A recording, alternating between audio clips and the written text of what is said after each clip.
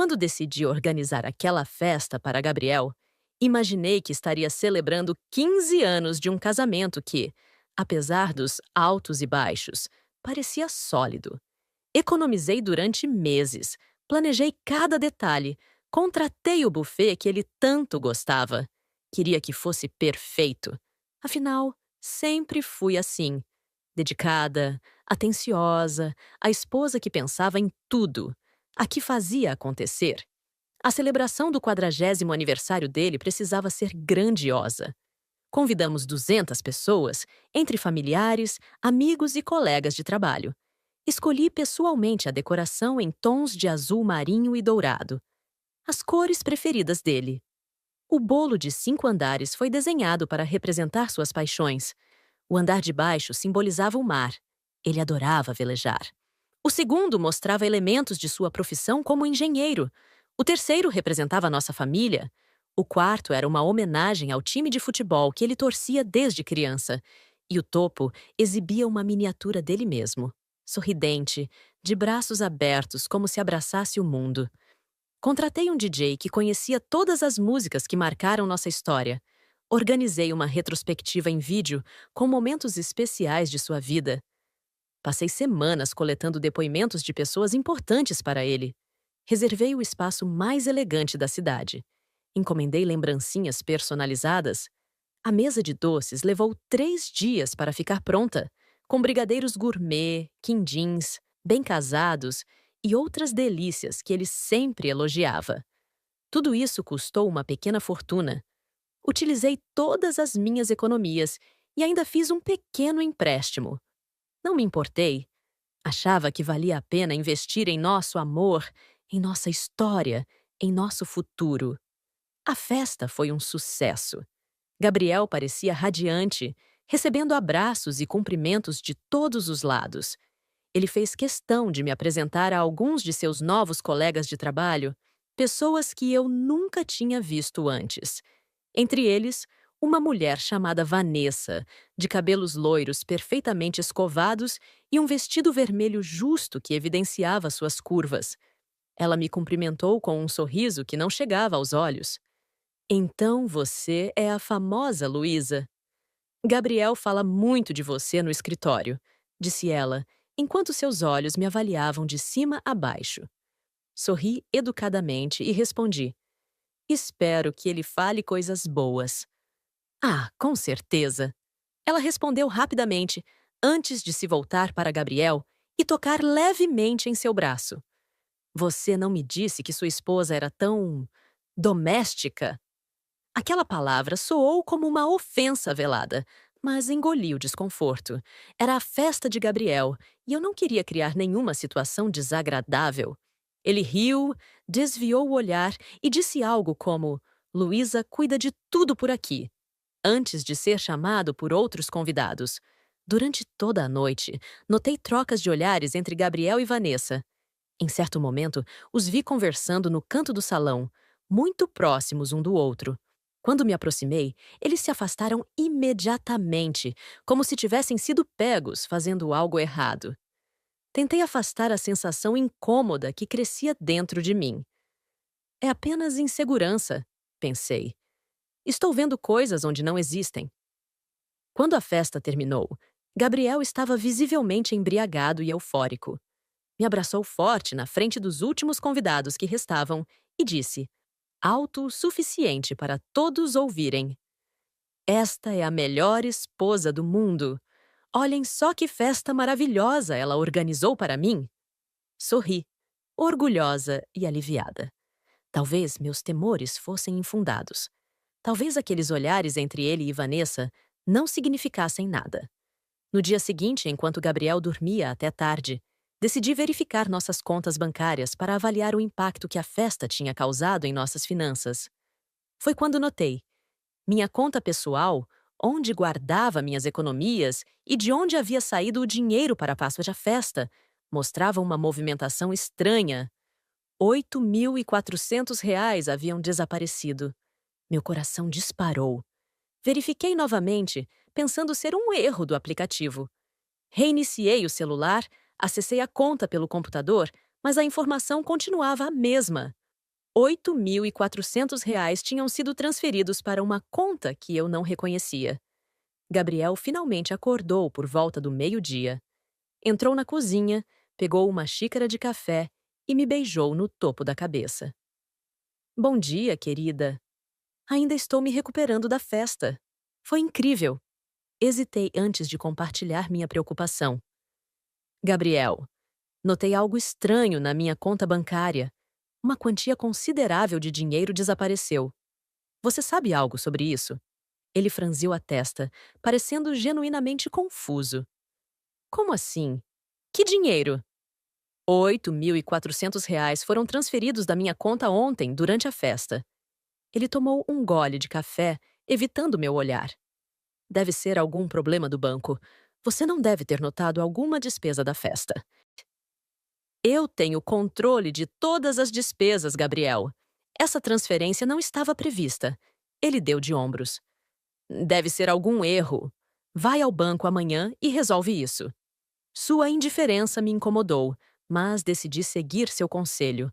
Na segunda-feira, logo cedo, fui até a agência bancária. Após uma longa espera, finalmente fui atendida. Expliquei a situação e pedi um extrato detalhado das movimentações. O gerente, um homem de meia idade com expressão preocupada, analisou os dados no computador e confirmou o que eu já suspeitava. Não havia erro algum. As transferências, foram 3, na verdade, haviam sido realizadas durante a festa a partir do aplicativo do banco instalado no meu celular. A senhora autorizou essas transferências? Perguntou ele.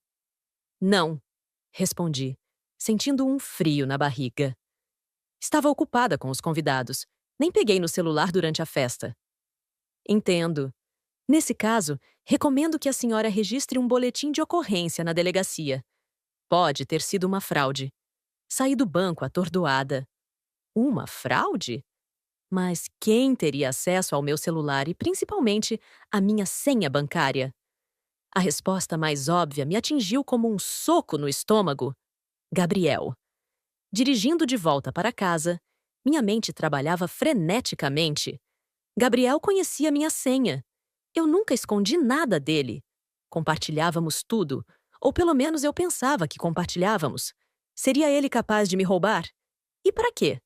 Para quem teria enviado aquele dinheiro?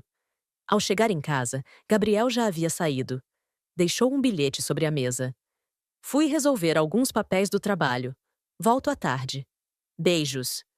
Fiquei sozinha com meus pensamentos e suspeitas. Comecei a vasculhar nosso escritório, procurando alguma pista, qualquer indício que pudesse explicar o desaparecimento do dinheiro. Foi quando notei que Gabriel havia esquecido o celular, algo extremamente raro. Estava no braço do sofá, como se tivesse sido deixado às pressas. Fiquei olhando para o aparelho por longos minutos, debatendo comigo mesma. Nunca havia invadido a privacidade de Gabriel antes. Confiávamos um no outro. Ou pelo menos era o que eu acreditava. Mas aquele dinheiro eram minhas economias, o resultado de anos de trabalho duro. E havia desaparecido justamente no dia da festa que organizei para ele, com tanto carinho e dedicação. Com as mãos tremendo, peguei o celular. Para minha surpresa, não estava bloqueado. Gabriel devia ter saído com tanta pressa que se esqueceu de ativar a trava de segurança. Abri o aplicativo de mensagens e lá estava. Uma conversa com Amor V. Meu coração falhou uma batida. Amor V. Vanessa? Comecei a ler a troca de mensagens e cada palavra era como uma facada. A conversa começava há meses, muito antes da festa. Havia mensagens carinhosas, íntimas, fotos que me fizeram desviar o olhar, planos para um futuro juntos. E então, nas mensagens mais recentes, encontrei a confirmação de todas as minhas suspeitas. Amor, ela pagou tudo. Cac. E ainda tem mais na outra conta dela. E a resposta dela veio como sal em uma ferida aberta. Essa tua esposa é lenta até para perder dinheiro. Deixei o celular cair no chão. As lágrimas embaçavam minha visão. A dor era física, como se algo dentro de mim estivesse se despedaçando. 15 anos de casamento, de dedicação, de amor. Tudo uma mentira? As mensagens continuavam. Eles discutiam como iriam gastar o dinheiro da otária, palavras deles, em uma viagem para o exterior. Gabriel mencionava que ainda tinha um plano para pegar o resto antes de me deixar. Vanessa respondia com emojis de risada e corações. Não sei quanto tempo fiquei ali, paralisada pela dor e pela traição. O som da porta da frente se abrindo me arrancou daquele estado de choque. Rapidamente peguei o celular do chão e o coloquei de volta no braço do sofá, exatamente como estava antes. Para minha surpresa, não era Gabriel quem entrava. Eram Gabriel e Vanessa, de mãos dadas, rindo como se a casa já fosse deles. Quando me viram, pararam por um momento, surpresos. Então, o riso de Vanessa se transformou em um sorriso desdenhoso. "Então é aqui que mora a otária", disse ela, olhando ao redor com ar de superioridade. Gabriel, longe de parecer constrangido ou arrependido, deu uma risada debochada. "É isso que dá a confiar em mulher sem utilidade. Vai ser fácil pegar o resto." Não conseguia acreditar no que estava ouvindo. Como ele podia falar assim de mim, na minha frente, na nossa casa, depois de tudo que eu havia feito por ele?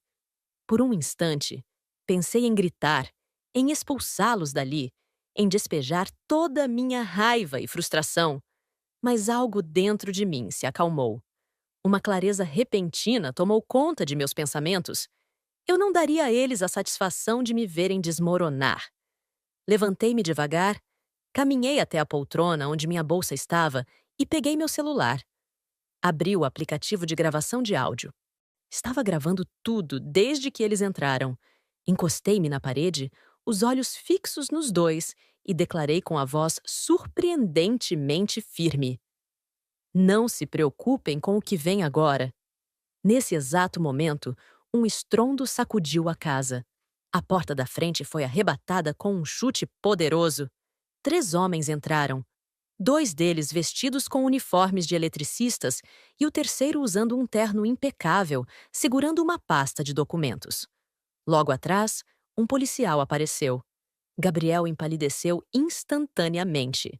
Vanessa deu 2 passos para trás, sua postura arrogante desmoronando como um castelo de cartas. O homem de terno se aproximou de mim e se identificou. "Doutor Ricardo Mendes, oficial de justiça. A senhora é Luísa Campos?" Assenti, entregando a ele meu celular com a gravação ainda em andamento. "Tenho aqui um mandado de busca e apreensão", continuou ele, retirando documentos de sua pasta.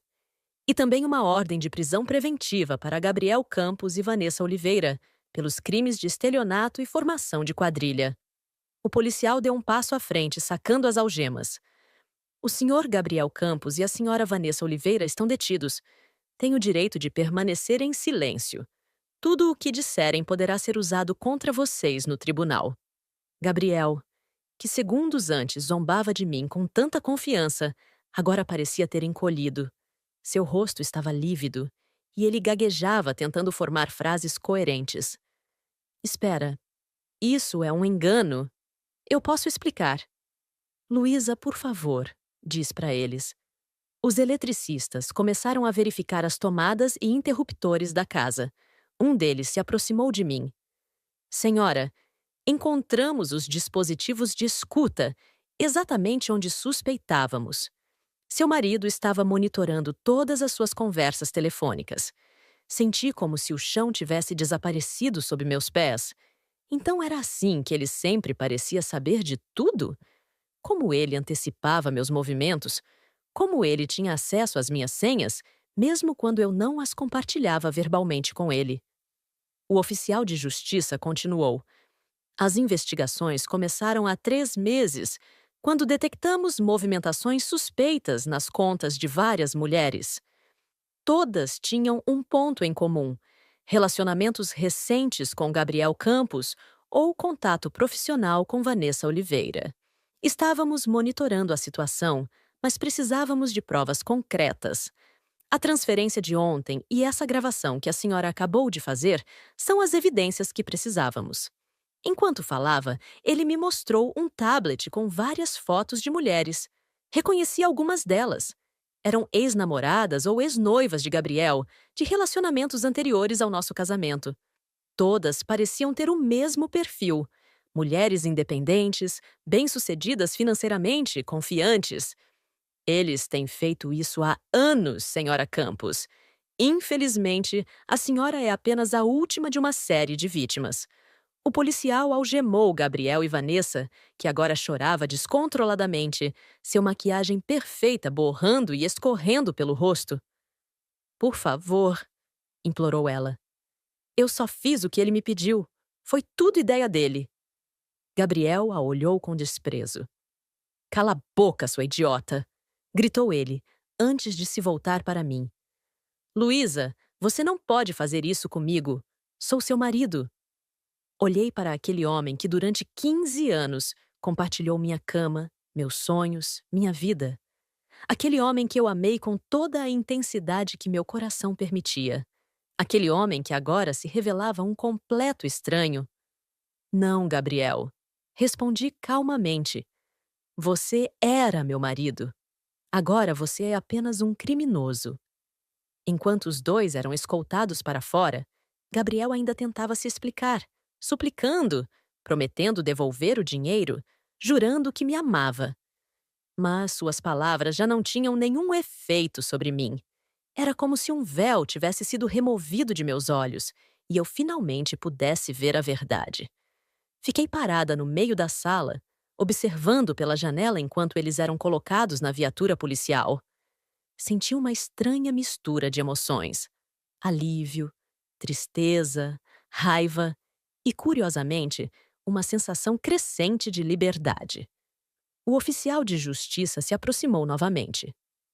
Senhora Campos, precisaremos que a senhora compareça à delegacia amanhã para formalizar a denúncia e prestar depoimento.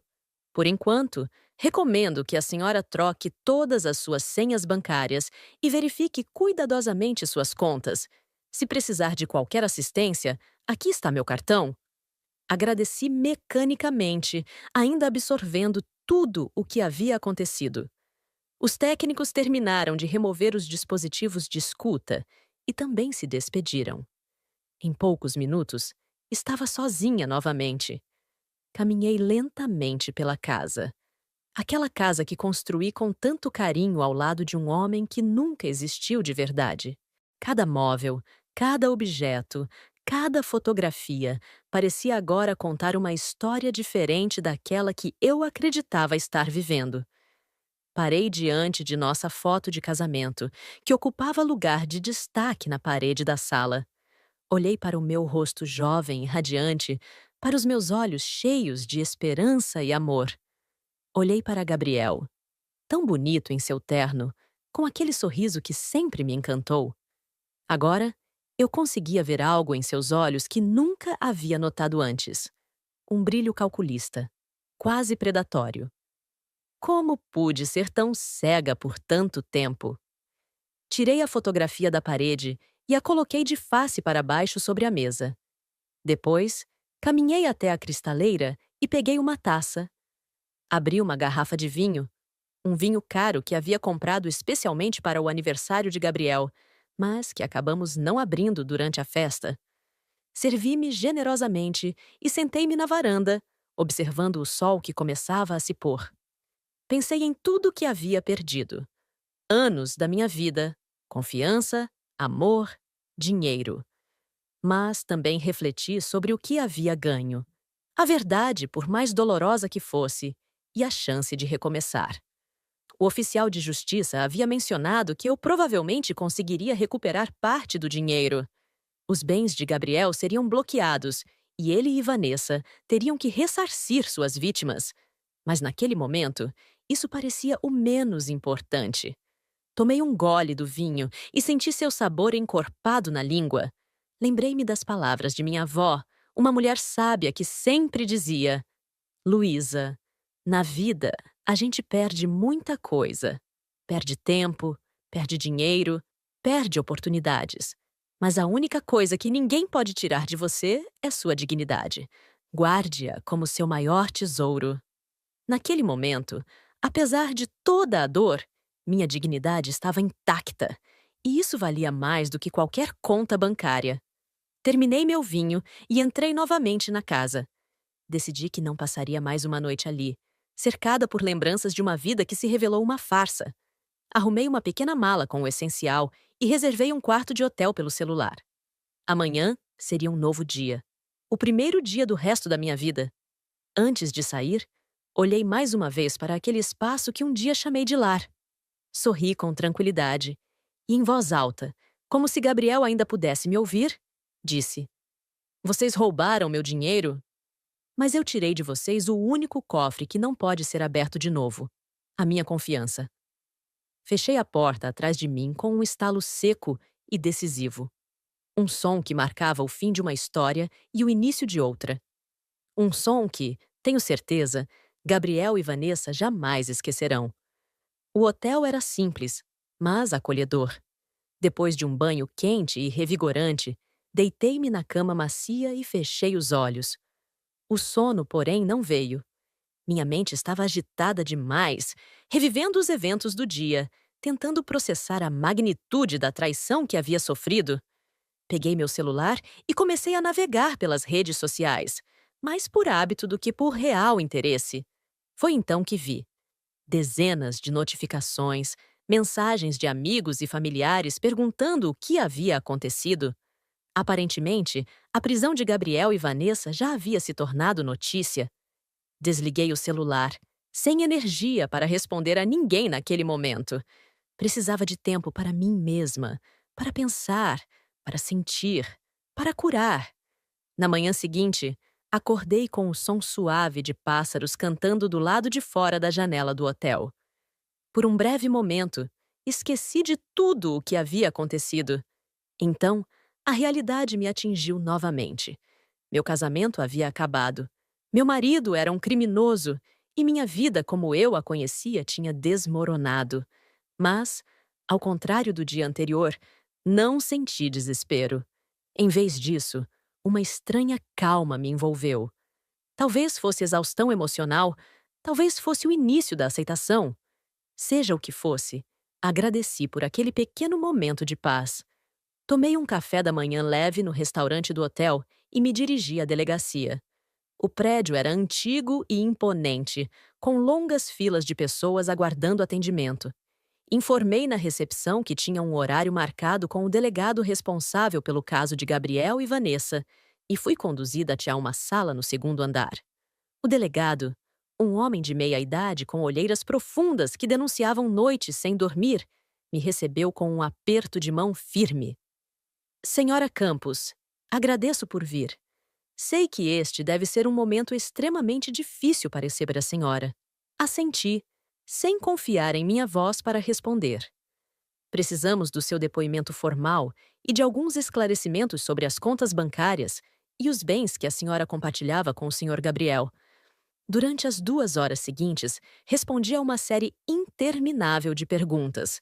Assinei diversos documentos e forneci todas as informações que conseguia lembrar sobre nossas finanças, propriedades e investimentos. O delegado me informou que Gabriel e Vanessa permaneceriam presos preventivamente enquanto a investigação prosseguia.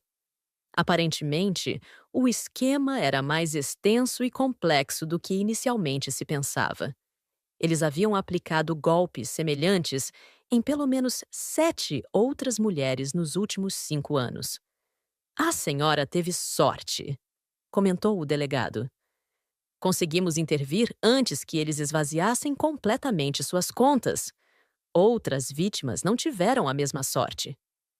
Sorte era uma palavra estranha para descrever minha situação.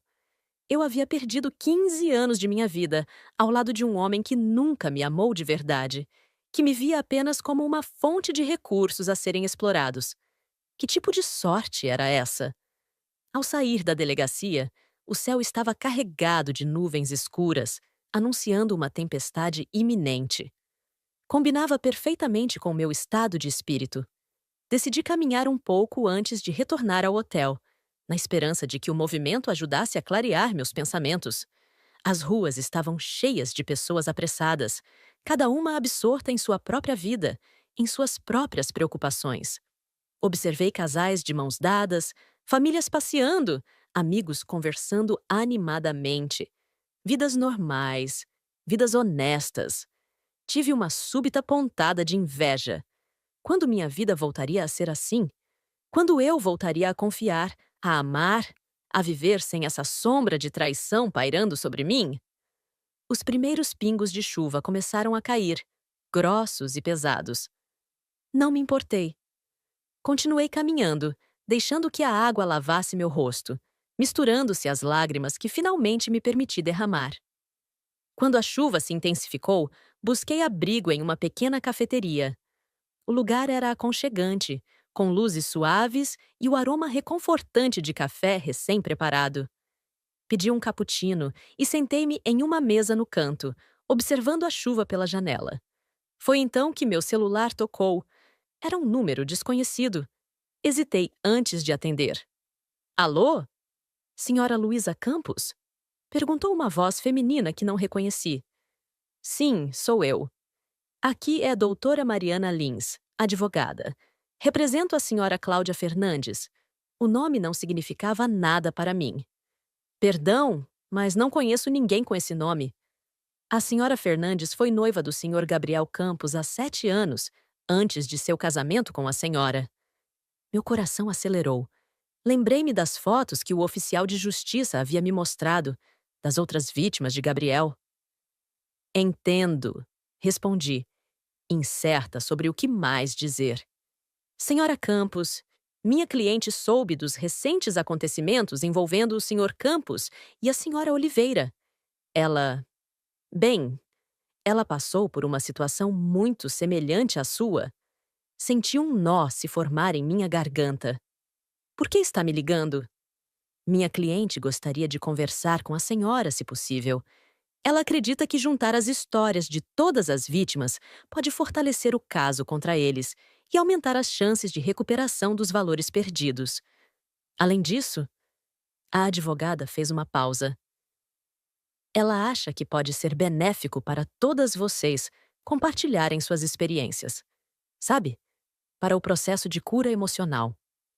Fiquei em silêncio por alguns instantes, processando aquela proposta inesperada.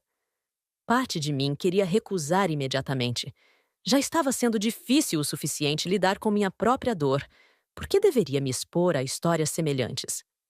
Por outro lado, havia algo reconfortante na ideia de não estar sozinha, de conversar com alguém que realmente entendesse o que eu estava passando. A senhora ainda está na linha? Perguntou a advogada após meu longo silêncio. Sim, desculpe. Eu preciso pensar sobre isso. Claro, compreendo perfeitamente. Aqui está meu contato, caso decida aceitar. Anotei o número e desliguei, com a mente mais agitada do que nunca. Terminei meu cappuccino e saí da cafeteria. A chuva havia diminuído para uma garoa fina. Caminhando de volta ao hotel, pensei na proposta da advogada. Conhecer outras mulheres que haviam sido enganadas por Gabriel seria como olhar para versões alternativas de mim mesma, versões que poderiam ter existido se os caminhos de nossas vidas tivessem sido ligeiramente diferentes. Seria doloroso, sem dúvida, mas talvez também fosse necessário. Ao chegar ao hotel, encontrei um envelope na recepção, endereçado a mim. Dentro, havia uma chave e um bilhete escrito à mão. Senhora Campos, segue a chave do seu novo apartamento conforme solicitado. O imóvel já está disponível para ocupação imediata. Por favor, entre em contato caso necessite de qualquer assistência adicional. Atenciosamente, Dr. Ricardo Mendes, oficial de justiça. Fiquei confusa. Não havia solicitado nenhum apartamento. Liguei imediatamente para o número que constava no bilhete. Dr. Ricardo? Aqui é Luísa Campos. Recebi uma chave e um bilhete que aparentemente é do senhor, mas deve haver algum engano. Eu não solicitei nenhum apartamento. Senhora Campos, não há engano. O apartamento pertencia ao senhor Gabriel e à senhora Oliveira. Era um imóvel usado para encontros e para guardar bens adquiridos com o dinheiro das vítimas. Como parte das medidas cautelares do processo, O juiz determinou que a senhora pode utilizá-lo temporariamente, até a conclusão do caso e a definição da partilha de bens. Fiquei sem palavras. Gabriel tinha um apartamento secreto? Um lugar onde se encontrava com Vanessa, provavelmente rindo de mim, planejando como me roubar mais? Entendo sua hesitação, continuou o oficial de justiça. Mas garanto que o apartamento está completamente livre de qualquer lembrança desagradável. Foi limpo e reorganizado por nossa equipe. É um lugar neutro onde a senhora pode ficar até decidir o que fazer com a casa que compartilhava com o senhor Gabriel. Agradeci pela informação e desliguei. Fiquei olhando para a chave em minha mão, sentindo seu peso simbólico. Era a chave para um lugar que representava a traição de Gabriel, mas que agora, ironicamente, se tornava meu refúgio temporário. Decidi que iria conhecer o apartamento. Não para morar nele imediatamente. A ideia ainda me causava desconforto, mas para entender melhor a vida dupla que Gabriel levava, para encarar de frente mais essa faceta de sua traição. O endereço era em um bairro nobre da cidade, a cerca de 20 minutos do hotel. Peguei um táxi e, durante o trajeto, tentei me preparar emocionalmente para o que poderia encontrar. Que tipo de vida Gabriel levava quando não estava comigo? Que tipo de segredos aquele apartamento guardava? Quando o táxi parou em frente ao edifício, fiquei impressionada. Era um prédio moderno e elegante, com fachada de vidro espelhado e uma entrada imponente. O porteiro, um senhor grisalho de postura impecável, me cumprimentou como se me conhecesse. Boa tarde, senhora. Em que posso ajudá-la? Boa tarde. Eu tenho uma chave para o apartamento 602. Respondi, mostrando a chave que havia recebido. O porteiro pareceu momentaneamente confuso. A senhora é amiga da senhora Oliveira? Engoli em seco. Então era assim que Vanessa se apresentava aqui? Como a proprietária do apartamento? Não exatamente. Sou a nova ocupante do apartamento. Temporariamente. Ele assentiu, sem fazer mais perguntas. Talvez estivesse acostumado com a descrição que locais como aquele exigiam. O elevador fica à direita, 6º andar. Se precisar de alguma coisa, é só chamar. Agradeci e segui para o elevador. Enquanto subia, meu coração batia cada vez mais forte. Quando as portas se abriram no 6º andar, hesitei. Poderia simplesmente apertar o botão para o térreo, voltar para o hotel, fingir que nunca estive ali. Mas que tipo de solução seria essa? Fugir não me ajudaria a enfrentar a verdade. Respirei fundo e saí do elevador. O corredor era silencioso, com carpete macio e iluminação indireta. Encontrei o apartamento 602 e parei diante da porta. Minhas mãos tremiam tanto que tive dificuldade para encaixar a chave na fechadura. Finalmente, a porta se abriu. Entrei lentamente, sem saber o que esperar. O apartamento era espaçoso e impecavelmente decorado. Móveis modernos, obras de arte nas paredes, tapetes persas sobre o piso de madeira clara.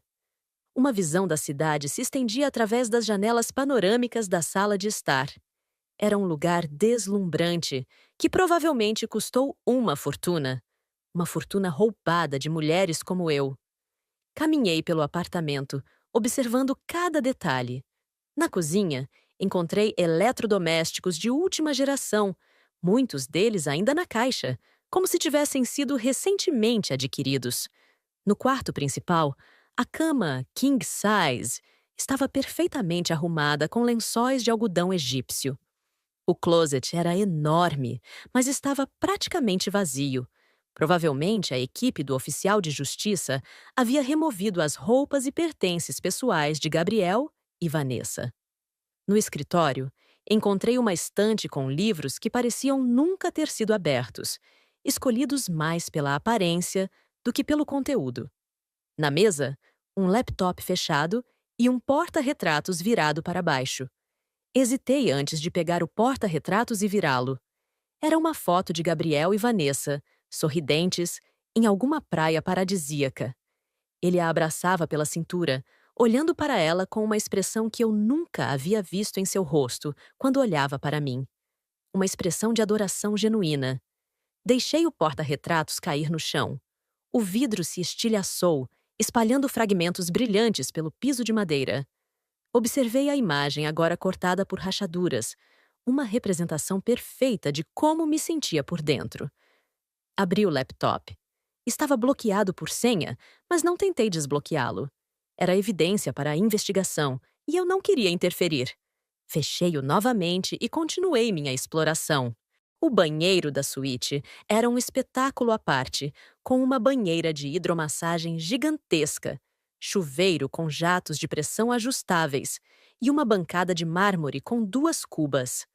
No armário espelhado, encontrei diversos produtos de beleza femininos, provavelmente pertencentes a Vanessa.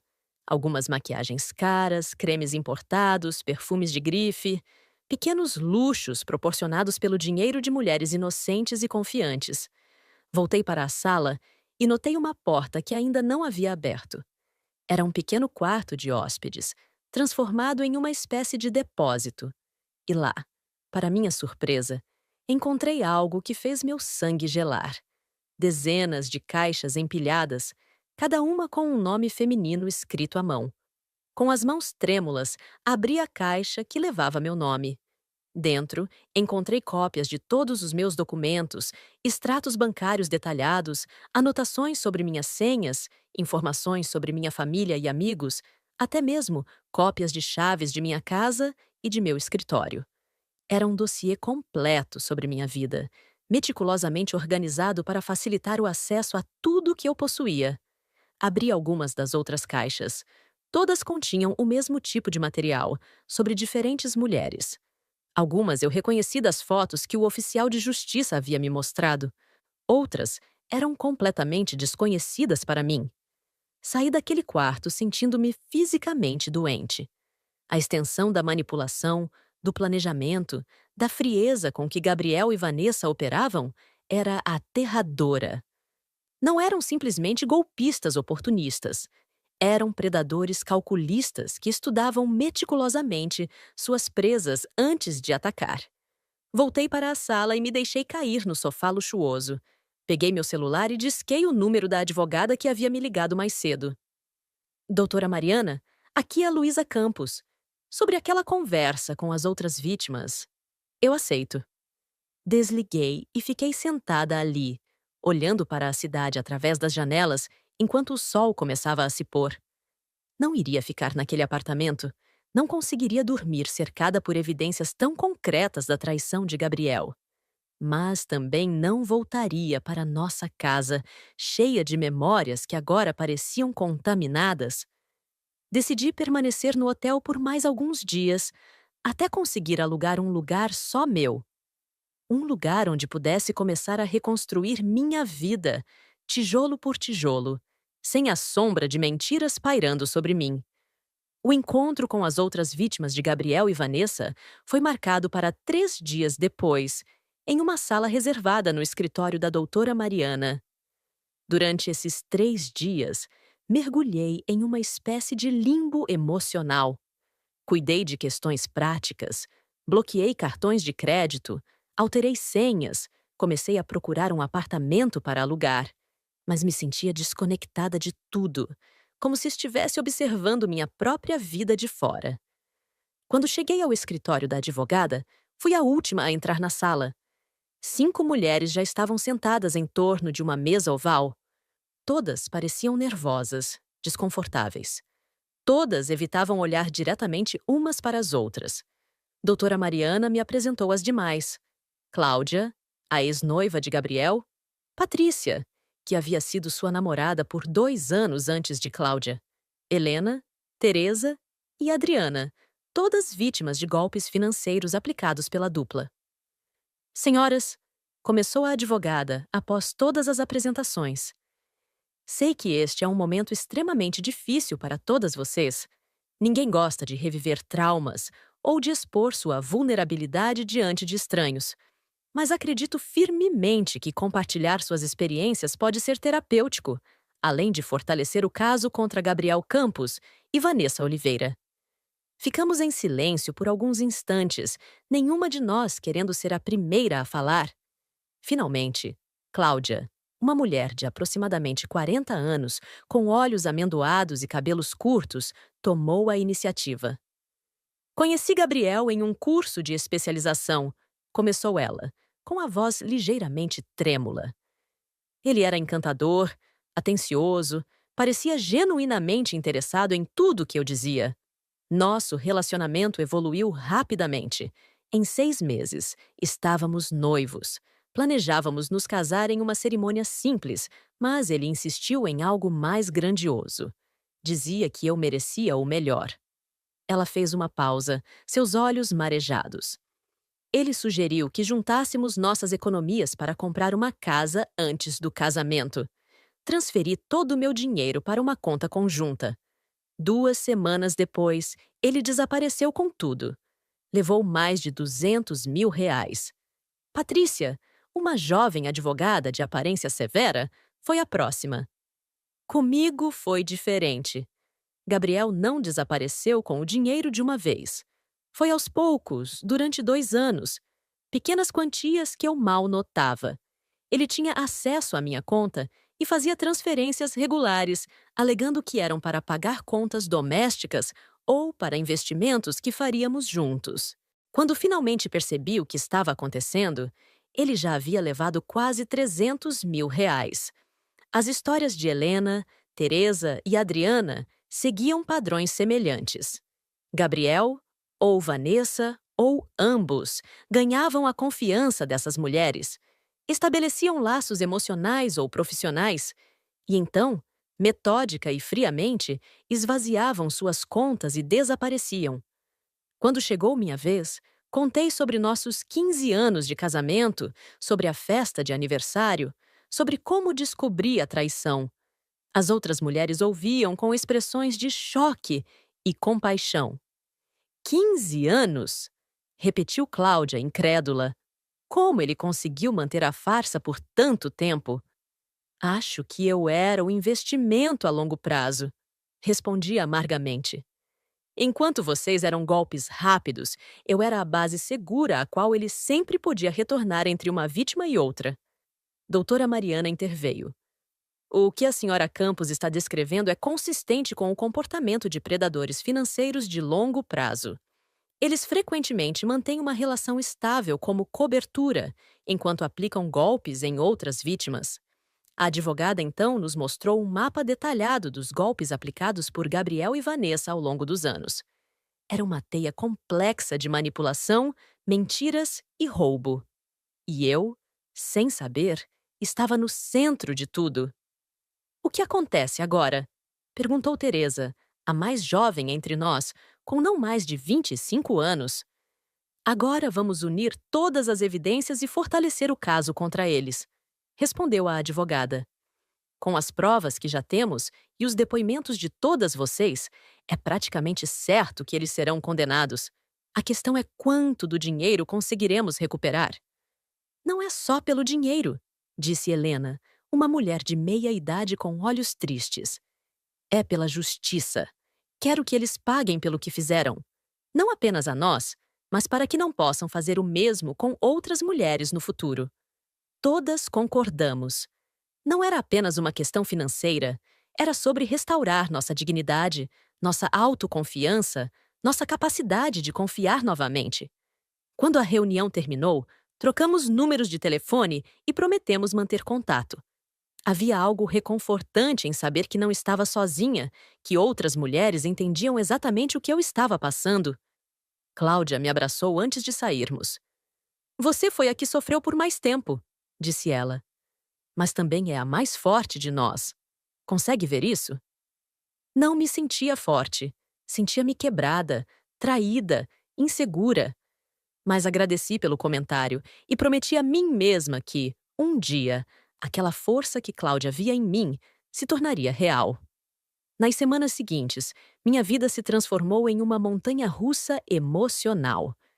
Havia dias em que me sentia determinada e confiante, pronta para reconstruir tudo que havia perdido. Em outros, mal conseguia sair da cama, consumida pela dor da traição. Encontrei um pequeno apartamento para alugar, com uma vista modesta para um parque da cidade. Não era luxuoso como o apartamento secreto de Gabriel e Vanessa, nem aconchegante como a casa que dividíamos, mas era meu.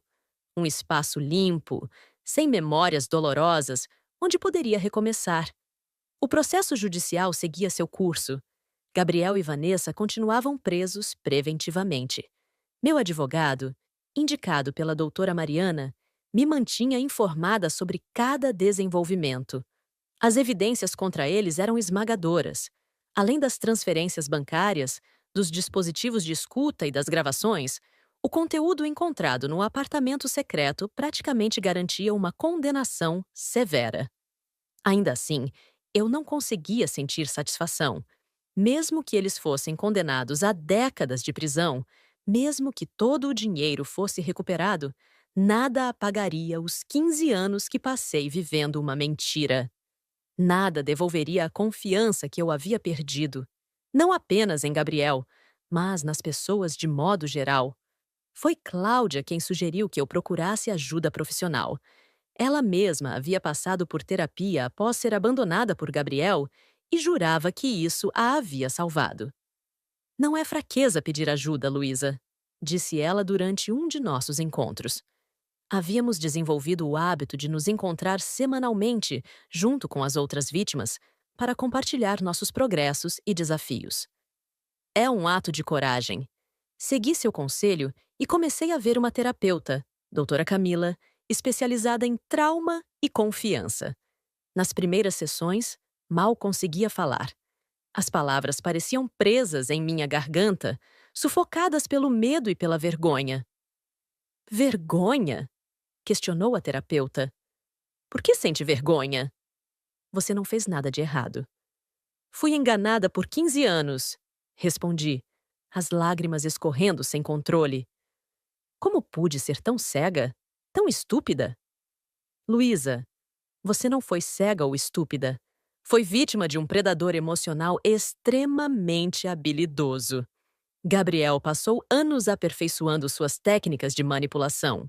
Ele estudava suas vítimas meticulosamente. Sabia exatamente quais botões apertar, quais vulnerabilidades explorar.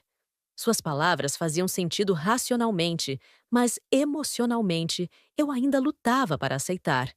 Continuei as sessões, semana após semana, lentamente desenterrando camadas de dor, raiva e confusão. Em uma dessas sessões, fiz uma pergunta que me atormentava desde o início. Como vou confiar em alguém novamente? Como saberei que não estou sendo manipulada outra vez? A doutora Camila sorriu gentilmente. Confiar sempre envolve risco, Luísa. Não existe garantia absoluta. Mas existem sinais, bandeiras vermelhas que podemos aprender a reconhecer. E, mais importante, existe o equilíbrio. Você pode confiar gradualmente, testando os limites dessa confiança aos poucos, observando como a outra pessoa reage quando você estabelece fronteiras. Parece exaustivo, comentei. No início, é. Com o tempo, torna-se mais natural. Ela fez uma pausa reflexiva. Sabe, Luísa, confiar novamente não significa esquecer o que aconteceu. Significa aprender com isso, tornar-se mais sábia, mais consciente. As cicatrizes que carregamos não são apenas marcas de dor, são também lembretes de nossa resiliência.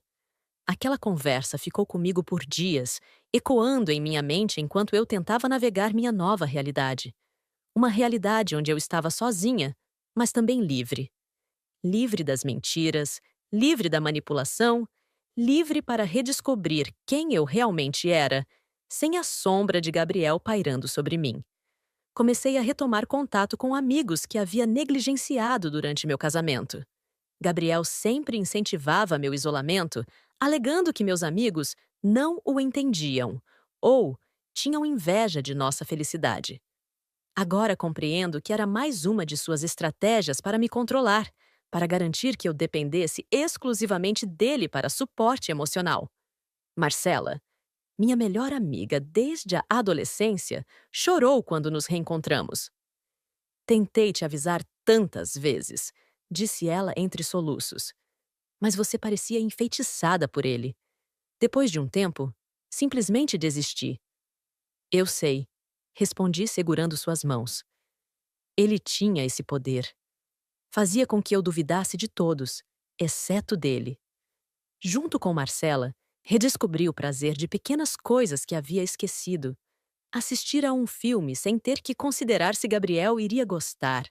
Escolher um restaurante sem me preocupar se ele aprovaria o cardápio. Vestir roupas que eu gostava, não as que ele considerava apropriadas para sua esposa. Também voltei a trabalhar, algo que havia deixado de lado gradualmente durante o casamento. Gabriel sempre insistia que eu não precisava me estressar, que ele ganhava o suficiente para nós dois, que era melhor eu me dedicar à casa e a ele. Na verdade, ele queria me manter dependente financeiramente, isolada profissionalmente, sem uma rede de segurança para caso eu descobrisse sua verdadeira natureza.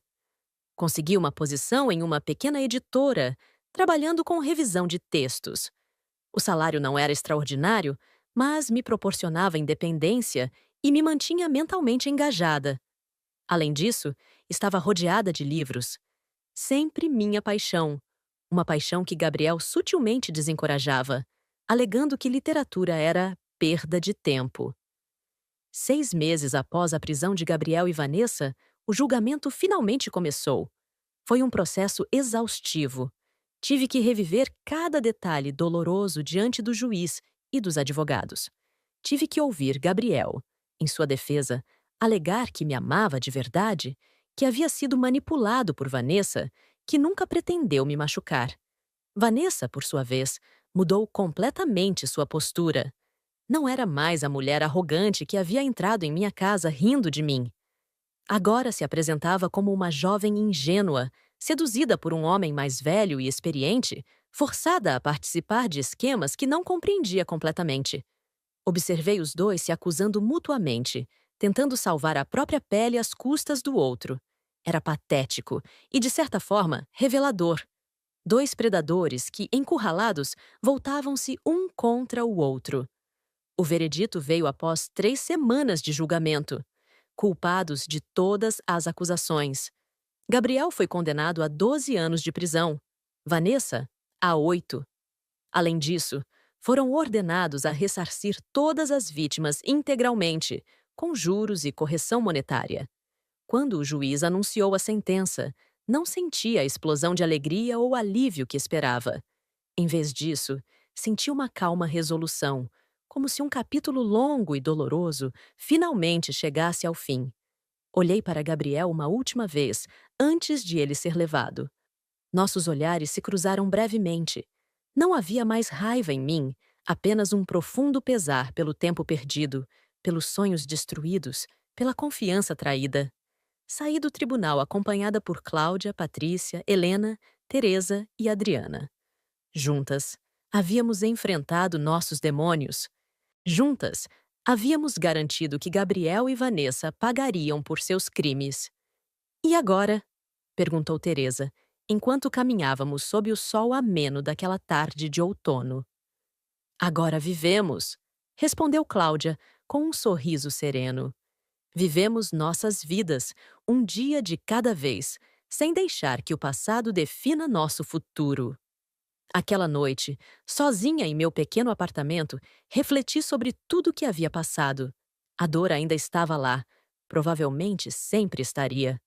Mas agora havia também esperança, uma sensação tímida de possibilidade se abrindo diante de mim. Peguei uma taça de vinho, o mesmo vinho caro que havia comprado para o aniversário de Gabriel, mas que acabei trazendo comigo quando deixei nossa casa. Servi-me generosamente e saí para a pequena varanda, observando as luzes da cidade. Pensei em todas as mulheres que haviam passado pelo mesmo que eu. Algumas conheci pessoalmente, outras apenas através de relatos durante o julgamento. Tantas vidas impactadas pela ganância e crueldade de 2 pessoas. Mas pensei também na força que descobri em mim mesma, uma força que não sabia que possuía. Na solidariedade que encontrei entre as outras vítimas, no apoio dos amigos que retornaram à minha vida, nas pequenas vitórias diárias que me aproximavam cada vez mais de cura. Ergui minha taça em um brinde silencioso. Não ao passado, com suas mentiras e traições. Não a Gabriel ou Vanessa, que já haviam ocupado espaço demais em minha vida.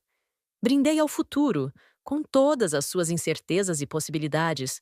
Brindei à minha própria resiliência e, pela primeira vez em muito tempo, sorri com genuína esperança.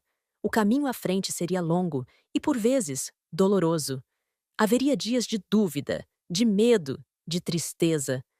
Mas eu seguiria em frente, um passo de cada vez, reconstruindo não apenas minha vida, mas também minha capacidade de confiar, de amar, de sonhar. A noite estava clara, com milhares de estrelas pontilhando o céu escuro. Pensei na frase que havia dito a Gabriel naquele dia fatídico, quando a verdade veio à tona. Vocês roubaram meu dinheiro, mas eu tirei de vocês o único cofre que não pode ser aberto de novo, a minha confiança. Agora, percebia que estava errada. A confiança, assim como o coração, pode se recuperar, pode cicatrizar, pode, com tempo e cuidado, aprender a se abrir novamente. Terminei meu vinho e voltei para dentro, deixando a porta da varanda aberta para que a brisa noturna refrescasse o apartamento. Amanhã seria um novo dia. Um dia em que eu daria mais um passo em minha jornada de cura. Um dia em que, talvez, eu estaria um pouco mais próxima de me tornar a mulher que sempre fui destinada a ser. Forte, independente, capaz de amar sem se perder, de confiar sem se anular. Uma mulher que, apesar de todas as cicatrizes, ainda acreditava na possibilidade de felicidade. Não a felicidade ilusória que Gabriel havia me vendido por tantos anos, mas uma felicidade autêntica, construída sobre alicerces de verdade, respeito e autoconhecimento. Uma felicidade que finalmente dependia apenas de mim mesma. Quando me deitei naquela noite, não sonhei com o passado. Sonhei com possibilidades, com novos começos, com horizontes inexplorados. E, pela primeira vez desde que descobri a traição de Gabriel, dormi profundamente, sem pesadelos, sem acordar sobressaltada no meio da noite. Dormi o sono dos que finalmente encontram paz após uma longa e exaustiva batalha. O sono 2, que sabem que, mesmo com todas as cicatrizes, ainda são inteiros, ainda são dignos, ainda são capazes de viver plenamente. O sono de quem, depois de tudo, escolhe seguir em frente. Porque, no fim das contas, essa é a maior vitória. Não permitir que aqueles que nos machucaram definam quem somos ou o que merecemos. É pegar os cacos deixados pela traição e, com paciência e coragem, transformá-los em um mosaico mais forte e mais bonito do que a peça original. É compreender que nossa história não termina com uma traição, por mais dolorosa que seja. Termina com nossa decisão de continuar escrevendo novos capítulos, cada um deles testemunhando nossa incrível capacidade humana de curar, crescer e, eventualmente, florescer novamente. E foi exatamente isso que decidi fazer. Florescer novamente, contra todas as probabilidades, apesar de todas as tempestades. Porque, no fim das contas, ninguém, nem mesmo Gabriel, tinha o poder de determinar meu valor ou meu destino. Esse poder sempre foi, e sempre será, exclusivamente meu. Gostou do vídeo? Deixe seu like, se inscreva, ative o sininho e compartilhe. Obrigada por fazer parte da nossa comunidade. Até o próximo vídeo.